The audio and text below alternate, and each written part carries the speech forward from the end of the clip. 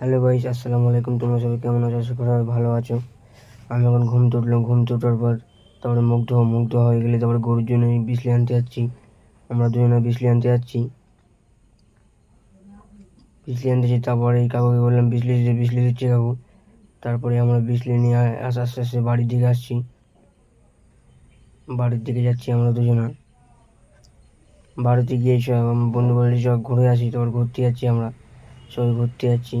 এইসব গ্রামের আবহাওয়া কোনো সুন্দর কোনো দেখো তোমরা, সৌন্দর্য কোনো তোমার সব দেখো, দেখতে থাকো, ঠিক আছে?